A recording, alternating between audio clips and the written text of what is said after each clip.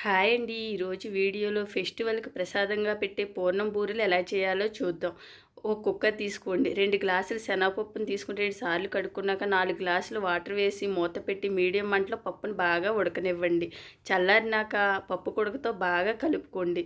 తర్వాత 2 గ్లాసులు శనగపప్పుకి 2 గ్లాసులు బెల్లం వేసుకుని బాగా స్టవ్ మీద పెట్టుకుని సిమ్‌లో మధ్య మధ్యలో కలుపుతూ బాగా గట్టిగా పడే వరకు ఉడికించుకోండి. లాస్ట్‌లో ఇలాచీ పొడి వేసుకోండి. ఇలా గట్టి పడుతుంది. తర్వాత మీడియం సైజ్ బౌల్‌గా చేసుకొని పక్కన పెట్టుకోండి.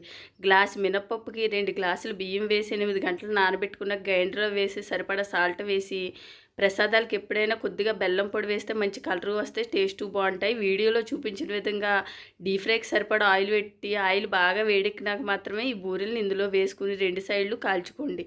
ఇవి చాలా టేస్టీగా ఉంటాయి, చాలా సింపుల్గా వచ్చేస్తాయి. అంతేనండి. ఈ వీడియో మీకు నచ్చినట్లయితే లైక్, షేర్, సబ్స్క్రైబ్ చేసుకోండి. Thank you for watching. Bye bye.